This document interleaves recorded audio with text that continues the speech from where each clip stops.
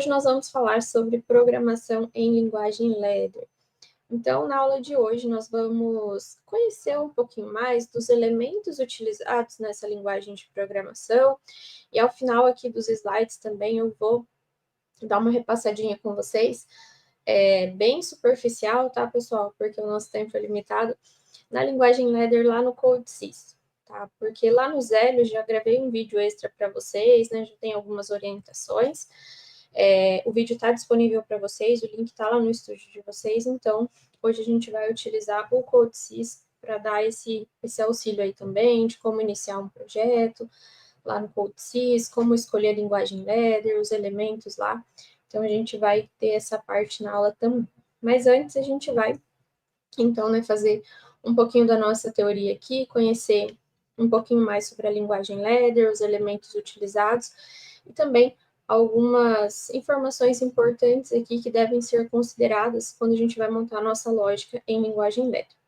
Então, os tópicos da aula de hoje, nós teremos uma visão geral sobre a linguagem Ladder, falaremos sobre os símbolos utilizados, continuidade e fluxo reverso, que é importante que vocês tenham esse entendimento na hora de elaborar a lógica de vocês, os tipos de contatos, como eles são utilizados, as bobinas também, os tipos de bobinas que nós temos, como elas devem ser utilizadas. Também falaremos um pouquinho sobre detecção de eventos. Então, a principal função de um programa em linguagem Ladder é controlar o acionamento de saídas em função da combinação lógica dos contatos de entrada. E a programação a partir da lógica de contatos permite a implementação de funções binárias simples até as mais complexas. Então, a gente pode implementar ali através da utilização de linguagem Ladder funções simples, como aquelas que a gente falou um pouquinho na semana passada, quando a gente tratou ali de lógica combinacional, onde a gente tinha aquelas funções binárias do tipo AND, do tipo OR, mas a gente pode utilizar também a linguagem Ladder para construir lógicas ali, né, mais complexas. Né? Então, através dessa combinação de contatos, utilizando bobinas, e também, né, na semana que vem a gente vai falar um pouquinho sobre alguns blocos funcionais, como temporizadores e contadores.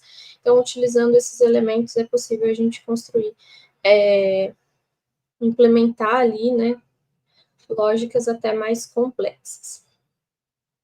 O termo ladder, ele vem da mesma palavra em inglês que significa escada.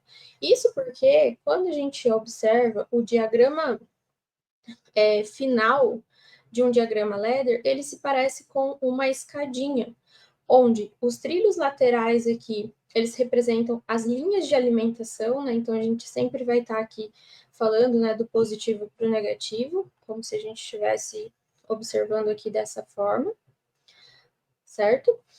E aí, cada lógica aqui, né, associada a uma bobina, é como se fosse um degrau da nossa escada. Então, nós teremos aqui os trilhos laterais, sendo as linhas de alimentação, e cada lógica associada a uma bobina que é um degrauzinho da nossa escada, tá?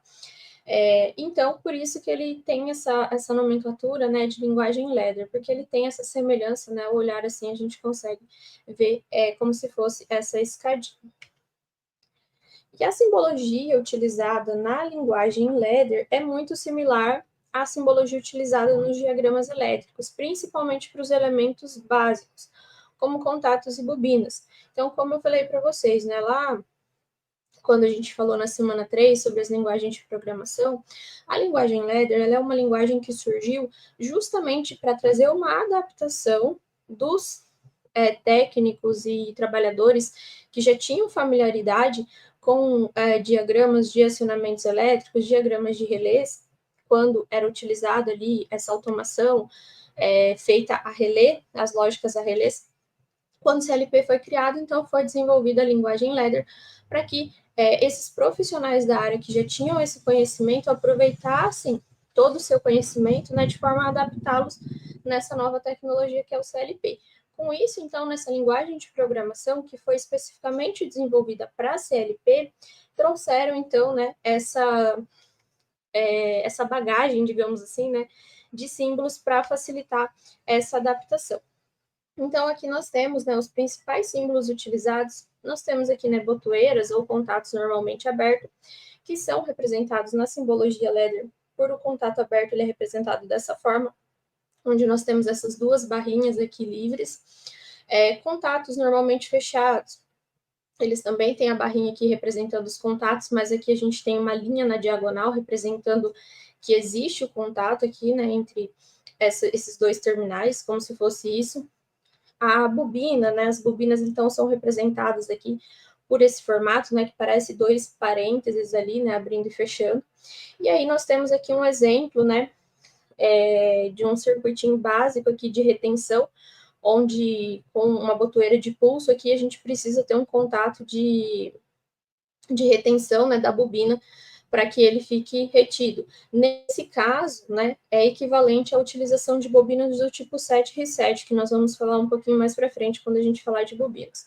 E eu vou demonstrar isso para vocês também lá no CodeSys, tá? Então, esses são alguns, né, dos símbolos aqui que a gente tem representados na linguagem Ledger. Sobre continuidade e fluxo reverso. Pessoal, é muito importante que vocês tenham esse entendimento sobre o que quer dizer continuidade, também sobre o fluxo reverso, para saber ali como montar a lógica de vocês, né, como elaborar o diagrama Ledger de vocês ali de acordo com a lógica proposta ali, né, de acordo com a aplicação. Então, com a linguagem Ledger, a ideia é representar graficamente um fluxo de eletricidade virtual entre duas barras verticais. Então, lembra lá que na nossa escadinha nós temos duas barras verticais, como se fossem ali os terminais de alimentação, e aqui nós temos os degraus da nossa escada, certo? Então, nesse caso, né, a gente precisa fazer com que essa eletricidade virtual, ela faça esse caminho, né, tenha esse fluxo aqui, sempre da esquerda para a direita, tá? E na linguagem Ledger, a gente diz que um degrau é verdadeiro, né, ou seja, energiza uma saída ou um bloco funcional quando existe uma continuidade entre a barra da esquerda e a barra da direita. Então, a continuidade ela acontece quando existe uma combinação de contatos fechados que permite fluir essa corrente virtual até a bobina. Aqui, eu vou trazer um exemplo para vocês. Nesse caso aqui, dessa lógica aqui, desse exemplo, existem alguns caminhos que podem ser feitos que dá essa condição de continuidade para que a gente possa acionar essa bobina aqui, tá? Então, a primeira forma aqui de fazer com que essa continuidade aconteça. Então, se a gente fechar o I1, I2 e 3, o I4 já é um contato normalmente fechado e ele permanecer, nós teremos essa continuidade, ou seja, esse degrau ele é verdadeiro, porque a nossa bobina aqui ela está energizada. Um outro caminho que nós temos através de 5 e 6, que já é um contato normalmente fechado, e 3 e 4, que já é normalmente fechado, até energizar a nossa bobina. Notem que nós fizemos um caminho diferente com essa nossa eletricidade virtual, mas, de qualquer forma, a nossa bobina aqui, ela foi energizada também, então a gente tem aqui uma condição para tornar esse degrau verdadeiro, ou seja, existe essa continuidade entre a minha barra da esquerda e a minha barra aqui da direita. Ainda temos mais aqui. Então, nesse caso, através de 1, e 2, e 3, e 7, nós também conseguimos fazer essa condição de continuidade, acionando aqui a nossa bobina de interesse. Notem que caminhos diferentes, mas dando condição de que ocorra essa continuidade. E outra situação ainda, outra possibilidade, através de 5, e 6, e 3, e 7, até chegar aqui no Q1, tá? Então, notem que aqui nós tivemos, nessa lógica representada, nós temos 4 condições onde esse degrau é verdadeiro. Então, 4 combinações possíveis aqui de lógica, onde se vai tornar esse degrau verdadeiro, porque nós temos essa continuidade. Tá? Então, é muito importante que vocês se atentem nessa questão de continuidade quando vocês estão elaborando a lógica de vocês. Isso porque, às vezes, é de interesse né, que a gente tem esses vários caminhos de continuidade para nosso degrau. Então, existem várias possibilidades e combinações ali para acionamento da nossa bobina. Então, só lembrando da semana passada, quando a gente trata ali de uma lógica combinacional, né, para que uma saída seja verdadeira, nós podemos ter várias combinações ali possíveis, de acordo lá com a elaboração da tabela verdade e assim por diante, certo? Mas nem sempre esse é o interesse. Então, às vezes, num erro ali da nossa lógica, né, em uma desatenção, a gente pode colocar um contato ali que vai dar uma condição de continuidade aqui para esse degrau que não deveria acontecer. Então, às vezes, na hora de simular o programa lá, de fazer os testes, né, acaba dando ali algum erro, acionando a saída numa hora que não era para acionar, acionando a saída junto com uma outra que não era para estar acionado. Então, é importante ter atenção nessas condições de continuidade que a gente coloca aqui no nosso degrau. Como eu falei, às vezes é necessário, é válido e é de interesse, mas às vezes não. Então, é importante que a gente tenha essa atenção.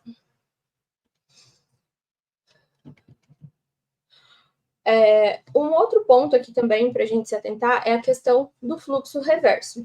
Então, quando a gente utiliza relés eletromecânicos para implementar uma lógica, o fluxo de energia pode acontecer em qualquer sentido através dos contatos. Então, quando a gente tem lá vários relés e a gente vai montar essa nossa lógica ali nos relés, a energia ela vai fluir por onde a gente tiver contato. Porém, quando a gente fala da programação em linguagem ladder, não é permitido que ocorra o fluxo de corrente elétrica virtual ali, no sentido da barra da direita para a esquerda. Então, como nós vimos, nós temos aqui a barra da esquerda para a direita. Esse sentido aqui não é permitido. Ele não deve ser válido quando a gente faz a programação em linguagem ladder. Então, a gente tem que atentar com isso. Aqui eu tenho um exemplo para vocês. Nesse diagrama apresentado aqui, se nós temos aqui algumas condições para que a nossa continuidade ocorra, para que o nosso degrau seja verdadeiro. Porém, nesse caso aqui, se nós fecharmos aqui, ó, o contato I6, I4, I2 e I3, nós teremos aqui uma condição, né, de continuidade que vai fluir nesse sentido aqui, ó, até que energize a nossa bobina. Só que notem que nesse trecho aqui, nós tivemos um fluxo reverso, tá? Ou seja, nesse trecho, a nossa eletricidade virtual, nossa corrente elétrica virtual, ela fluiu, né? Como se a gente pudesse enxergar isso, né? Essa condição de contato aqui da barra da direita para a esquerda. Isso deve ser evitado. Então, nesse caso, se a lógica implementada traz uma condição dessa de fluxo reverso, o diagrama ele deve ser refeito de uma forma que todo o fluxo só ocorra sempre da esquerda para a direita, tá? Então, é importante a gente se atentar também nessa questão de fluxo reverso, para a gente evitar essa questão do fluxo reverso aqui.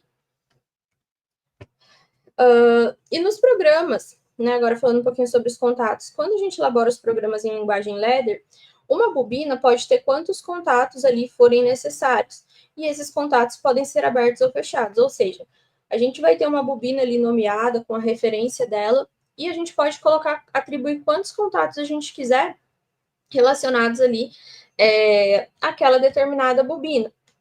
Então, ou seja, cada conjunto de bobinas e os seus respectivos contatos devem ser identificados por uma referência única. Nesse caso aqui, ó, a gente tem a bobina Q1 e nós temos aqui, ó, um contato Q1. Então, quando essa bobina for energizada, esse contato vai ser fechado, né? Ou enquanto essa bobina permanecer energizada, esse contato aqui, ele vai permanecer fechado. Então, esse contato Q1, ele corresponde a essa bobina Q1. E no programa, a gente pode ter quantos contatos Q1 aqui forem necessários, sejam eles normalmente abertos ou normalmente fechados. Só lembrando ali da questão do funcionamento. Se a gente tem ali um contato normalmente fechado dessa bobina Q1, quando a bobina ela estiver acionada, né, aqui no caso, esse contato ele vai abrir, tá?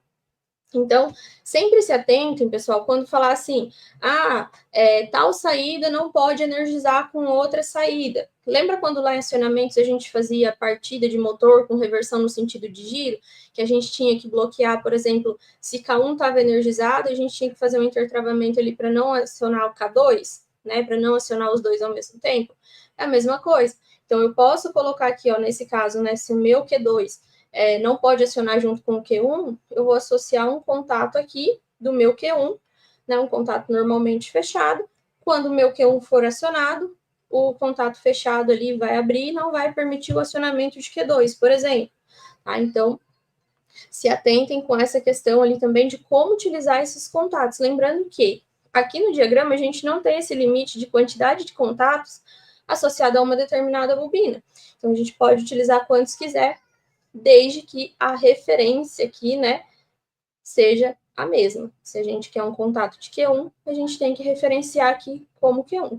E isso, né, ali como o Enilton falou, né, do intertravamento ali. E aí, além dos contatos das bobinas, os CLPs também permitem a utilização de múltiplos contatos de uma mesma entrada.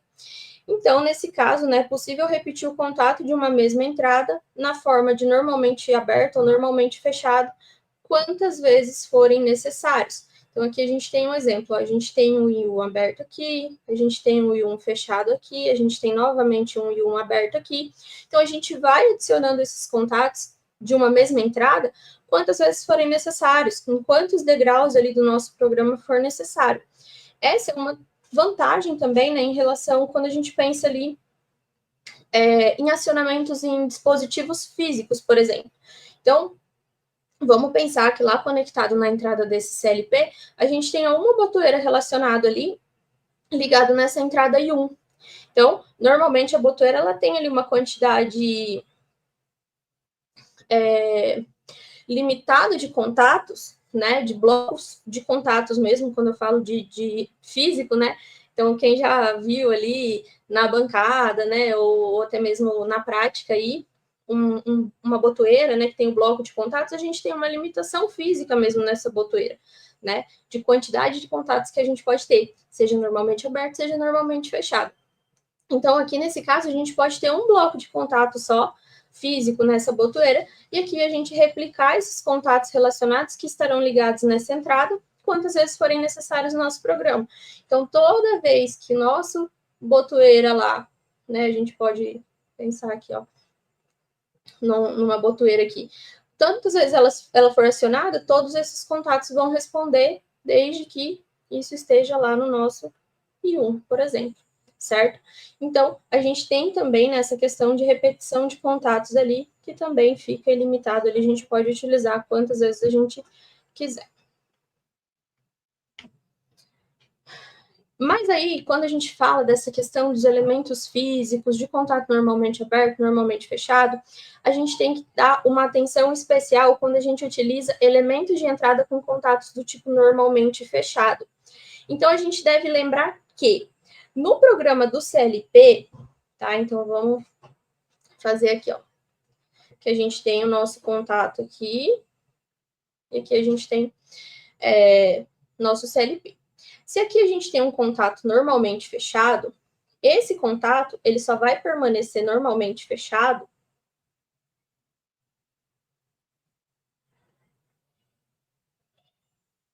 vou colocar aqui I1, tá? Esse contato ele só vai permanecer nesse estado de normalmente fechado se a sua entrada não estiver energizada, tá? Então vamos colocar aqui, ó, que a gente tem lá o nosso botão de emergência, por exemplo, tá? Vou dar um exemplo de emergência aberto porque depois vocês vão entender. Então, a gente tem um botão de emergência que está com um bloco ali normalmente aberto, tá? Esse contato está aberto fisicamente falando, está conectado lá na I1 do nosso CLP. Enquanto esse bloco aqui estiver aberto e a nossa I1 não estiver energizada, esse contato meu aqui, ó, de I1, ele vai permanecer fechado. Porém, quando a gente fechar isso daqui e o I1 for energizado, então aqui a nossa I1 ela foi energizada, o que acontece? Esse contato ele vai abrir. Isso porque o contato normalmente fechado, no programa, ele só permanece no estado fechado se a sua entrada não estiver energizada. Então, no caso que a gente utiliza um botão de emergência que normalmente, né, na prática, lá no físico, né, a gente utiliza botão de emergência com contato normalmente fechado, a gente precisa usar aqui no nosso I1 um contato normalmente aberto. Porque se essa entrada está energizada, isso aqui vai permanecer fechado. Então, é importante a gente ter essa visualização, tá? Então, aqui no slide eu deixo para vocês, ó. Que aqui é como se fosse uma chave fim de curso conectado aqui ao I1. Notem que o I1 aqui, ele é aberto, ó, aquilo que eu falei para vocês. Porque enquanto esse bloquinho estiver fechado, o meu contato vai estar fechado aqui. Se eu tiver um contato normalmente fechado, enquanto o fim de curso estiver fechado aqui, ele vai estar aberto. Então, sempre lembrar dessa questão de como que vai estar trabalhando nossa entrada física lá que está conectada no CLP, tá? Então, sempre pensar, eu quero que esse contato ele permaneça fechado, eu quero que ele permaneça aberto. Como que vai estar o meu bloco físico lá? Como que vai estar o meu elemento físico? Seja um sensor, seja uma botoeira, seja um fim de curso, enfim. Então, a gente tem que ter esse cuidado, tá? Então, aqui, quando utilizamos um dispositivo físico externo do tipo normalmente fechado, esses vão alimentar continuamente a entrada do CLP e, com isso, o contato equivalente interno será comutado. Então, a gente tem que pensar nessa questão aqui. Falando um pouquinho sobre as bobinas. Então, as bobinas usadas na linguagem ladder podem ou não possuírem capacidade de memória. As bobinas comuns se caracterizam por não possuírem essa capacidade, né? Ou seja, elas só permanecem ativas enquanto forem acionadas por algum sinal, enquanto o elemento de entrada ali, né, a condição que dá de continuidade ali para aquela bobina permanecer acionada, ela precisa ser ali constante para que essa bobina permaneça acionada. Caso contrário, ela vai desativar ali, né, porque ela não tem essa capacidade de memória. Então, aqui a gente tem esse exemplo, né, de utilização de bobina comum. Nesse caso aqui, um contato na entrada I1 e o Q1. Então, nesse caso, enquanto I1 permanecer fechado, aqui, a nossa bobina vai permanecer acionada, vai permanecer ligada. No momento que a gente abrir aqui o I1, essa bobina, ela também vai desenergizar.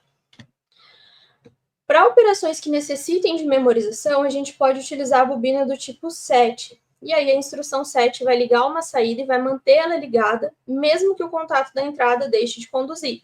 Então, nesse caso aqui, se o nosso I1, quando o nosso I1 for aqui fechado, essa bobina ela vai acionar. Quando o I1 for aberto novamente, essa bobina vai continuar acionada. Isso porque é uma bobina do tipo 7. Para que ela seja desativada, a gente precisa acionar a instrução reset. Então, quando der um pulso aqui no I2, aí vai acionar o reset aqui e vai desenergizar tudo, tá? E aí, mesmo aqui, né, se a gente permanecer o I2 fechado aqui, mesmo que a gente tente aqui ligar o set, ele não vai, porque tem a condição aqui do reset.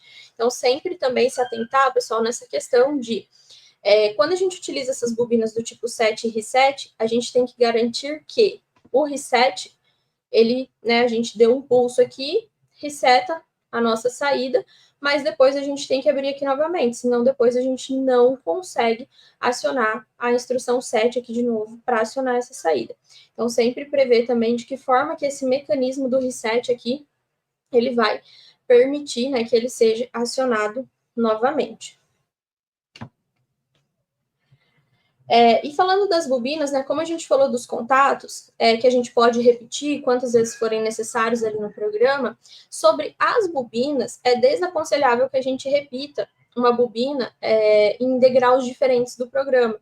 Isso porque essa repetição de bobinas em degraus diferentes, ela torna a lógica do programa confusa, e isso pode, né, dificultar a interpretação da lógica e até mesmo ocasionar erros ali durante a execução do programa.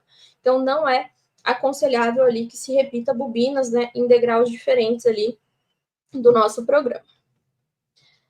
E além dos relés e bobinas associados às saídas físicas, os CLPs também contam com relés internos, né? Como se fossem ali contatores auxiliares, né? Quando a gente trabalha com contator, com relé lá na prática, como se a gente utilizasse ali esses contatores auxiliares.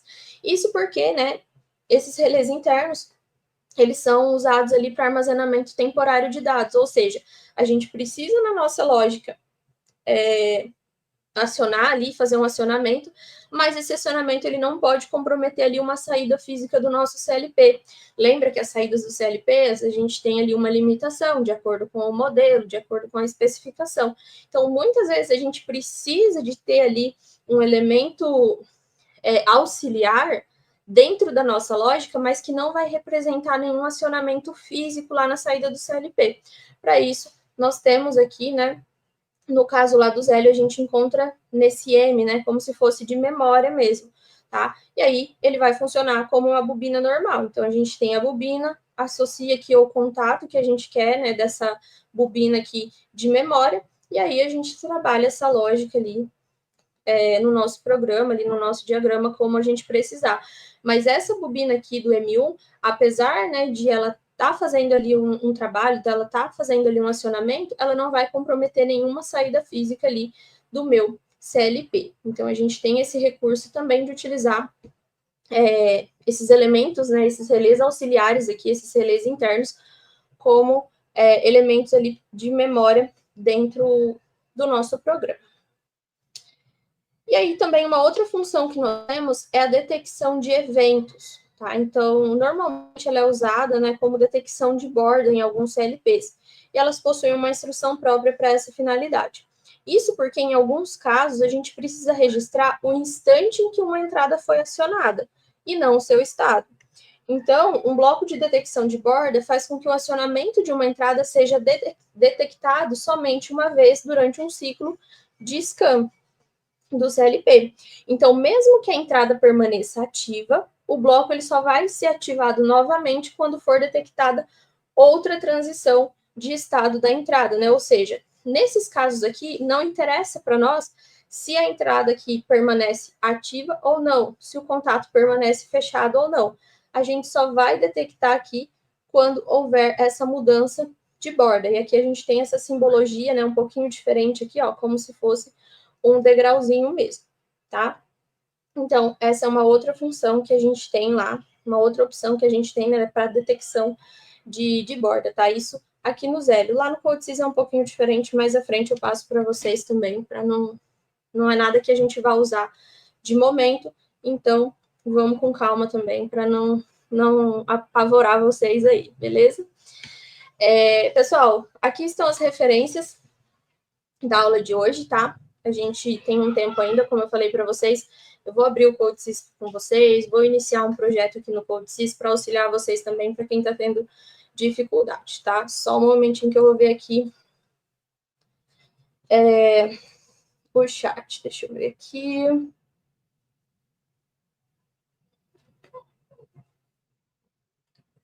Enilton, realizar um exercício próximo ou parecido com os que estamos vendo nas atividades. Eu não sei de qual atividade que você está falando, mas assim, é praticar, pessoal. Pegar o enunciado ali, entender a lógica que está sendo proposta e como vai montar ali, né, essa lógica. Como eu falei para vocês, alguns exemplos têm sido dados nos vídeos extras que eu estou disponibilizando para vocês. Uma dica que eu dou para vocês, né, como a gente não falou ainda aqui de lógica sequencial, enfim, esses exemplos aqui trabalhem com aquele conteúdo da semana passada, de lógica combinacional, de tabela verdade, entendam, tá, pessoal? Entendam como faz para montar essa lógica lá, seguindo aqueles 4 passos, né, da lógica combinacional que a gente falou na semana passada.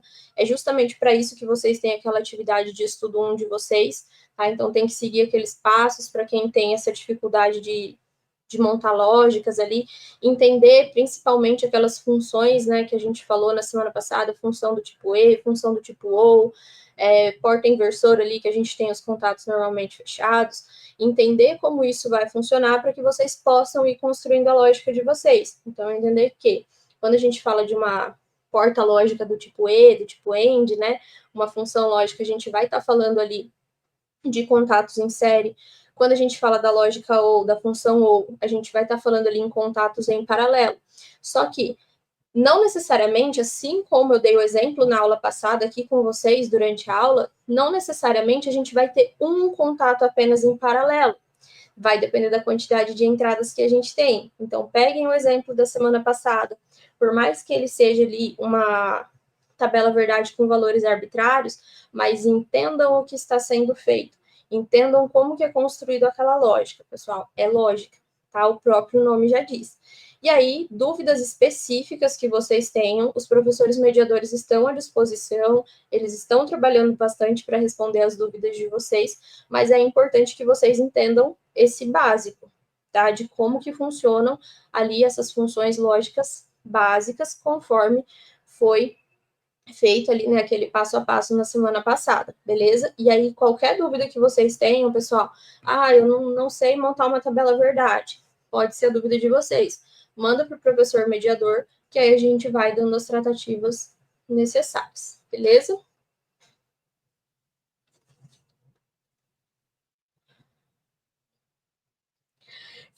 O Felipe ele perguntou ali sobre a questão das memórias, né, na programação, qual regra para usar? Eu acho que se você está falando daqueles auxiliares ali, né?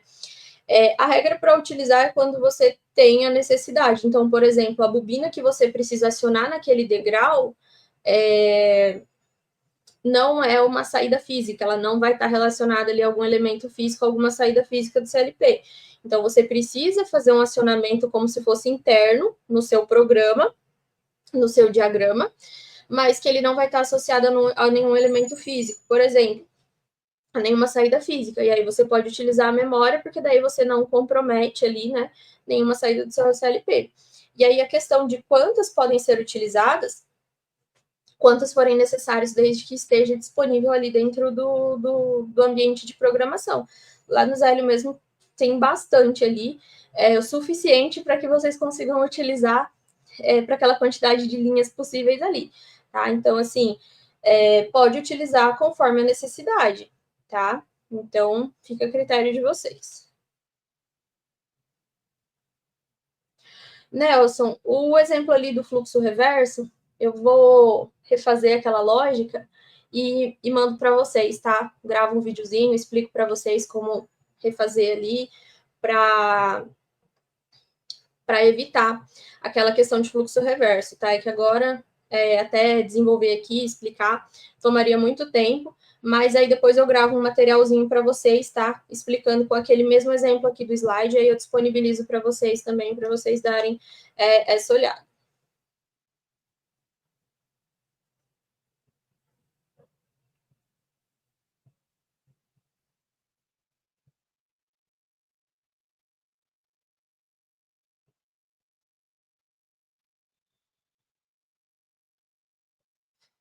Pessoal, os vídeos que eu estou disponibilizando extra, os professores mediadores postam dentro do ambiente de estudo de vocês. Eu não sei se está em material extra ou se está lá nos fóruns das disciplinas. Se eles criaram um tópico ali nos fóruns, e embaixo ali tem os vídeos, tá? Mas eu sei que eles estão disponibilizando para vocês. Então, já tem ali uns 3 vídeos ali disponível para vocês, tá? Então, procurem ali, ó, onde que tá.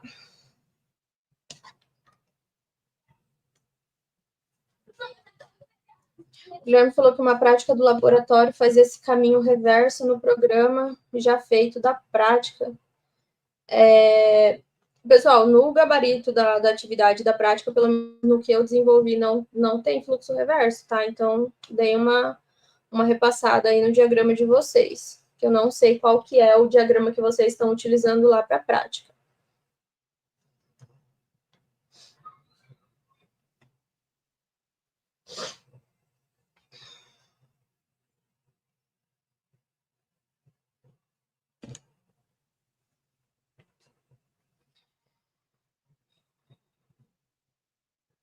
Felipe perguntou ali sobre a questão de valores analógicos de temperatura, se é necessário algum bloco na programação para realizar a conversão desse valor analógico. Sim, Felipe. Então, quando a gente trabalha, né, quando a gente falou lá na aula sobre o hardware dos CLPs, né, a gente tem lá a questão de entradas digitais e entradas analógicas. As entradas analógicas, o que, que acontece? Elas fazem a medição lá, por exemplo, de temperatura na planta, e elas precisam converter esse valor analógico. Então, essas entradas analógicas, elas têm um conversor analógico digital para passar para o processador um valor digital. Então, para isso, a gente precisa utilizar esses conversores, certo?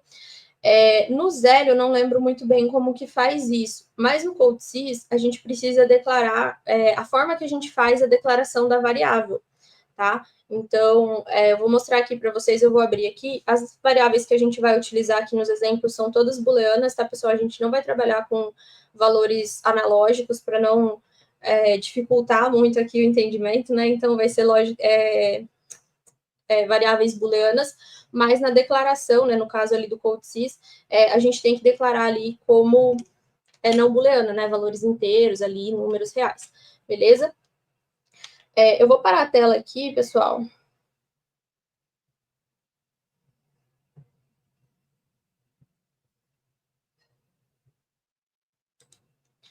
Eu vou pedir para a professora Paola trocar. Eu vou subir a tela aqui para abrir um projeto aqui no CodeSys para vocês, tá? Para vocês acompanharem desde o começo aqui.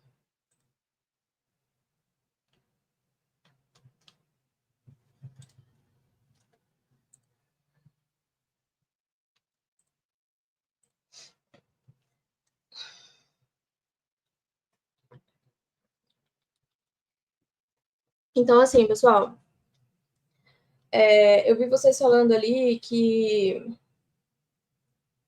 o arquivo que não dá para abrir no CodeSys, enfim. O que aconteceu com esse problema de abrir arquivo no CodeSys? O meu CodeSys, ele estava desatualizado. Ele estava uma versão anterior àquela que está disponível para baixar no site. Tá? Então, por isso que os arquivos eles estavam dando um erro. Sobre isso, eu gravei um vídeo extra explicando como fazia para abrir aqueles arquivos, tá? Então, lá no estúdio de vocês tem um videozinho explicando que vocês vão abrir, vocês vão fazer ali uma compatibilização, vão salvar o arquivo na versão mais recente de vocês e ele vai abrir normalmente. Isso foi feito por mim, eu testei, o professor mediador testou e deu tudo certo, por isso que nós disponibilizamos o vídeo para vocês. Nesse meio tempo, eu consegui atualizar o meu CodeSys aqui do meu computador, e eu acredito que o professor mediador já tenha substituído os arquivos que eu disponibilizei para vocês do CodeSys para essa versão mais recente, que não vai ter problema para vocês abrirem. Mas se estiver dando lá uma incompatibilidade de versão, falando que o programa foi feito em uma versão anterior, tem um vídeo lá explicando, tá, pessoal? E assim, vou ser bem direta com vocês, não tenham preguiça de assistir os vídeos, é um vídeo ali curtinho, acho que ficou 4 minutos, 5 minutos, não sei. Porque isso tudo, pessoal, é conhecimento para vocês, é ganho para vocês, porque se amanhã ou depois na prática, vocês trabalhando, vocês precisam fazer uma manobra dessa, o que pode acontecer, vocês têm um caminho ali de como seguir, certo? Outra coisa que questionaram também para o professor mediador, por que usar o CodeSys se não precisa, porque tem o Zélio. Gente, eu tô aqui mostrando para vocês ferramentas, apresentando para vocês, ensinando para vocês ferramentas que é válido para vocês. Quanto mais eu penso assim, né? Quanto mais ferramentas vocês conhecerem, vocês tiverem ali para saber utilizar, ou pelo menos de como iniciar, melhor para vocês. Isso é conhecimento, tá? E aí, nas atividades específicas que estiverem pedindo Zélio Soft, vocês façam no Zélio. O que estiver pedindo no CodeSys, vocês façam no CodeSys. O que não tiver especificado o que é para utilizar, vocês utilizem o que vocês acharem melhor, tá? Ou até mesmo, se quiser utilizar um outro que vocês conheçam, só se atentem à questão da linguagem de programação que está sendo solicitado, tá? Se eu não me engano, a atividade mapa, na etapa 1, eu solicito linguagem SFC, mas eu não especifico qual software vocês têm que utilizar. Sugiro que faça pelo CodeSys? Sugiro, mas se vocês conhecerem outro, tiverem familiaridade e quiserem fazer com outro, fica a critério de vocês. O que vai importar vai ser a lógica correta.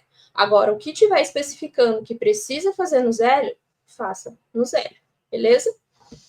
Então, vamos lá, pessoal. Aqui, página inicial do CodeSys, tá? A gente ainda tem alguns minutinhos. Como que a gente começa aqui no CodeSys? Como que a gente vai iniciar um novo projeto? Então, estou abrindo o CodeSys agora e quero criar um programa em linguagem Ladder. Vou vir aqui em novo projeto. Projeto padrão, tá? Ah, pessoal, outra coisa, outro detalhe que eu vou falar para vocês aqui antes. Teve aluno pedindo para o professor mediador também, mandando dúvida ali, que deu erro na hora de compilar o programa, porque não carregou as bibliotecas.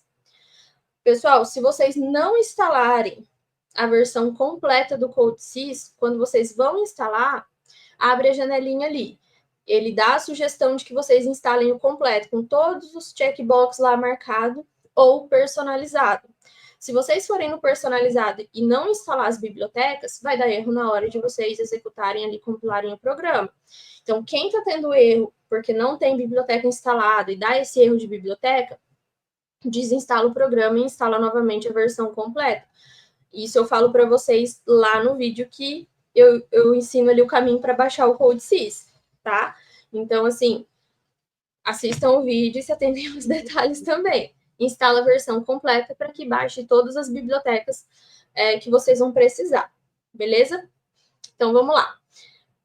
Baixou o CodeSys, instalou a versão completa com tudo que tem direito ali, iniciou novo projeto. Projeto padrão, vou colocar aqui exemplo 1. A pasta aqui, deixa eu ver em qual pasta que tá. Beleza? Selecionei ali a pasta que vocês querem salvar, dá um OK. Aqui ele vai abrir essa outra janela que você está a ponto de criar um novo programa, um novo projeto padrão, enfim, tá? E aí aqui vocês vão escolher aqui, ó, dispositivo. Mantém nesse CodeSys Ctrl Win V3, aqui o meu 64 aqui, CodeSys, tá? Vocês vão ver que tem várias versões aqui. Mantém nesse Win V3, certo? Geralmente é o que vem, mas verifiquem se o de vocês estão. Se não tiver, acesse esse daqui, Ctrl Win V3, 64, CodeSys, tá? Eu não sei, eu acredito que esse 64 aqui seja os bits ali da instalação, se de quem for 32 tiver 32, segue no 32, mas tem que ser esse Ctrl Win V3, beleza? E aqui, ó, programa do PLC em qual linguagem de programação, tá? Então, aqui, gráfico contínuo de funções a gente não vai utilizar, gráfico da linguagem Ladder, gráfico de funções sequenciais, gráfico de bloco de funções, Ladder LD2 e texto estruturado. Pessoal, quando vocês forem criar em linguagem Ladder, pegue gráfico da linguagem Ladder. Esse Ladder LD2 aqui, na versão anterior, ele nem tinha. Então, ele é uma versão ali que a gente tem um pouco mais de dificuldade de inserir contatos em paralelo, de inserir alguns elementos, ele é mais limitado. Então, sempre aqui, ó, gráfico em linguagem Ladder, gráfico da linguagem Ladder, esse LD aqui, certo? E vai dar um OK. Ele vai carregar.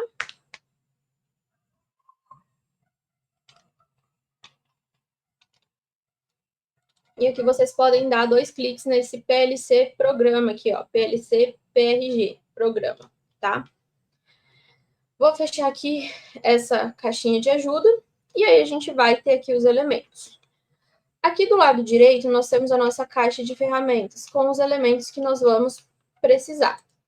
Aqui, ó, nós temos os elementos Ladder, tá?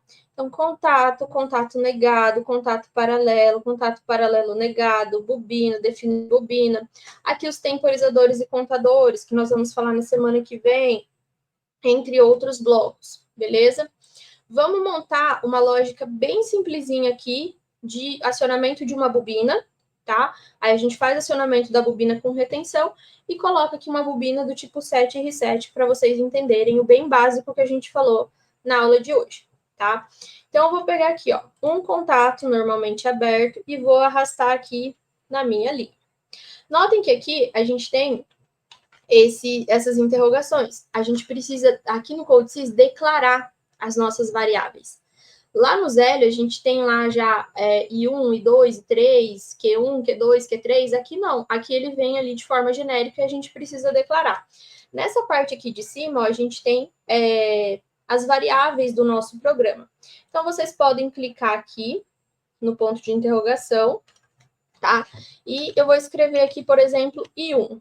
Vou dar um Enter e ele vai abrir a janelinha de declarar a variável.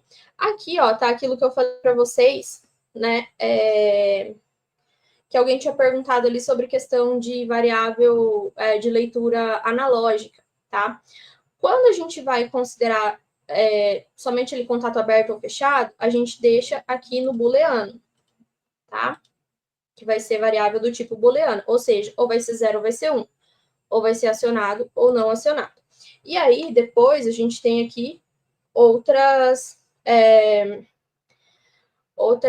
opções, né? Então, inteiros, data, enfim, tá? String, real, então, outros tipos. Nesse caso, a gente vai declarar como booleana, tá?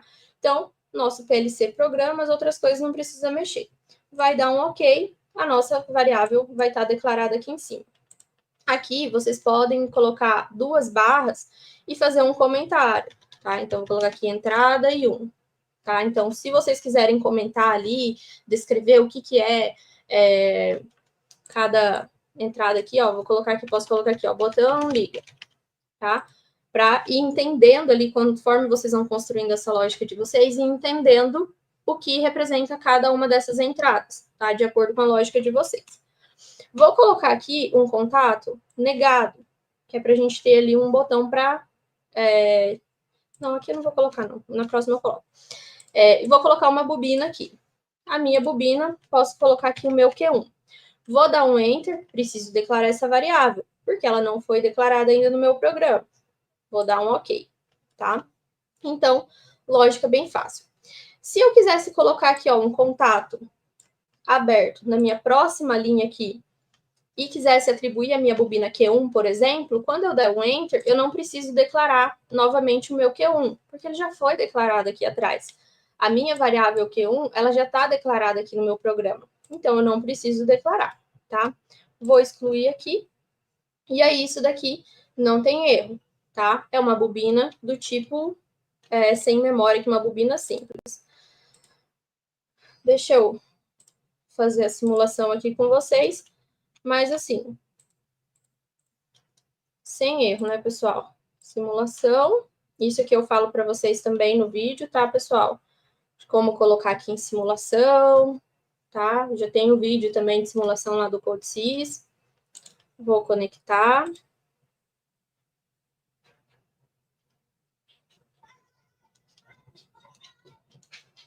Vou dar um início aqui. E aí, enquanto meu íon estiver acionado, enquanto meu íon for verdadeiro, a minha bobina vai ser verdadeira. Quando meu íon passar para falso, a minha bobina também desenergiza, tá? Bem simplesinho.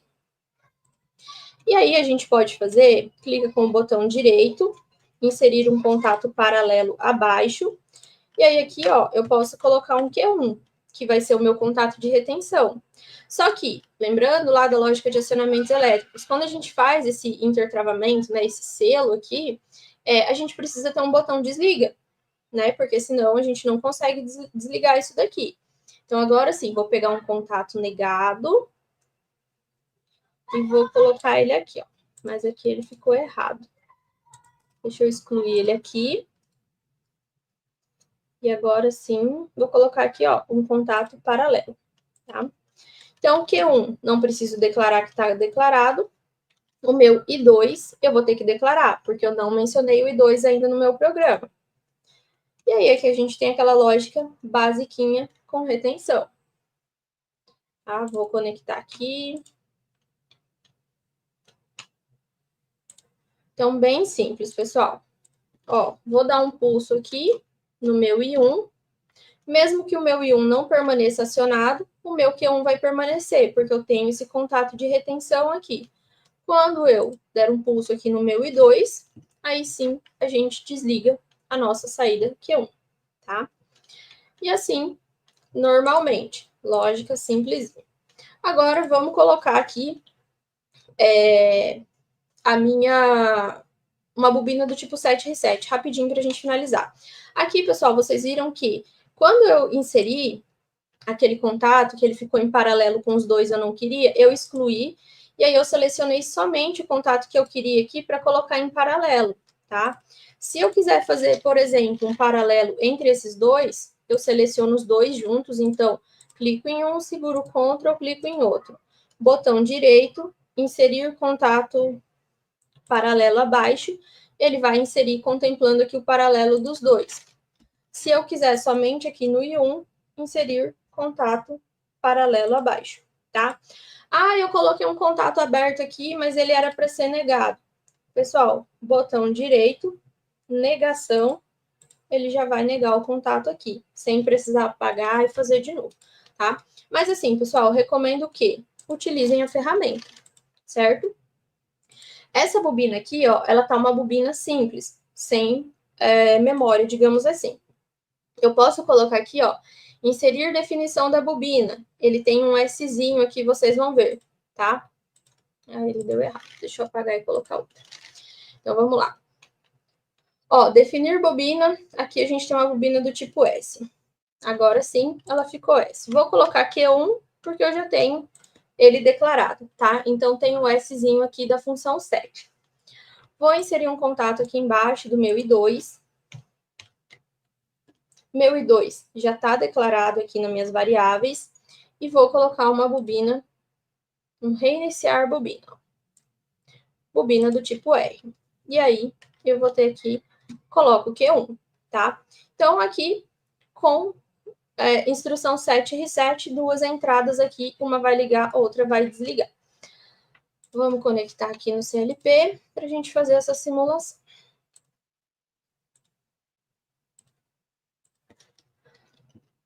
Dá um F7 aqui. O nosso Q1. O meu I2 está acionado aqui, ó. Então, vamos lá. O meu I2 tinha ficado acionado. Se eu der um F7 aqui, o meu Q1, ó, que está nessa linha, ele está como verdadeiro. Eu posso desligar a minha entrada I1, que a minha saída vai permanecer verdadeira. O Q1 aqui, tá? Quando eu acionar o meu I2, aí sim o meu Q2 vai desenergizar, certo? Então, aqui, instrução do tipo set reset. Só que lembrem que eu falei para vocês, enquanto o I2 estiver energizado aqui, mesmo que eu tente acionar aqui pelo I1, ó, o Q1, ele fica falso, ou seja, ele não fica verdadeiro, porque o meu I2 ele vai ter preferência aqui, tá? Aí sim, se a gente desacionar o I2, ele vai acionar a saída aqui, tá? Então, atenção nessas questões aí. Pessoal, eu sei que fica corrido, mas assim, prática e vocês estudarem e conhecer a ferramenta, tá? Como eu falei, entra ali na linguagem ladder, aqui a gente tem os elementos, beleza? Faz aí lógicas simplesinhas, parte das atividades de vocês é somente contato, não tem temporização, então o que for somente contato, vocês já vão treinando fazer, pensando nessa lógica, vai elaborando ali, entendendo como que funciona essa lógica, tá? Temporizadores, a gente vai falar na semana que vem, e aí sim a gente vai colocar mais elementos. Eu falo alguma coisa de temporizadores para vocês já em um vídeo lá do Zélio, um vídeo de instrução sobre a etapa 2 da atividade mapa, então já tem alguma coisa de temporizadores lá do Zélio, e na semana que vem eu trago para vocês aqui temporizadores aqui no CodeSys também, certo? E como eu falei, pessoal, dúvidas específicas que vocês tenham, mandem para os professores mediadores, certo? Não fiquem com dúvidas. Deixa eu ver aqui no chat rapidinho.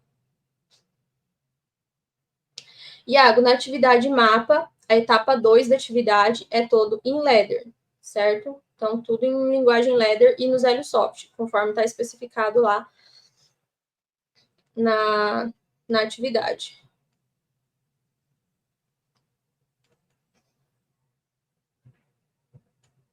Iago, o mapa tem duas atividades, tem duas etapas. Ó, o Ricardo falou ali para você. Na atividade mapa são duas etapas. Na primeira tem que ser em SFC. Na segunda, em linguagem ladder. E na segunda atividade, no ZélioSoft, certo? Então, se atentem à atividade mapa, o que está pedindo, qual a linguagem que está pedindo, qual o ambiente que está pedindo, tá? E qualquer dúvida que vocês tenham, manda para o professor mediador enquanto vocês ainda têm tempo. Vocês ainda têm tempo para fazer atividade mapa. A atividade está aberta aí já faz um mês, né? Então já deu tempo de vocês baixarem, entenderem, baixa ali a atividade, entende. Nós já falamos um pouquinho das linguagens de programação, hoje falamos de linguagem ladder, temporizadores eu sei que vocês precisam, na semana que vem a gente já vai ver. Então, vai acompanhando a atividade mapa durante o módulo, não deixa para fazer lá na última semana, beleza? Pessoal, então é isso. Para não atrapalhar também o horário da professora Paola, a gente já excedeu um horário. Dúvidas, mandem para o professor mediador, que eles estão em contato direto comigo. Toda semana ali a gente está respondendo dúvidas juntos, então não deixem para a última hora, já mandem as dúvidas de vocês para que a gente possa dar a tratativa para vocês o quanto antes, beleza?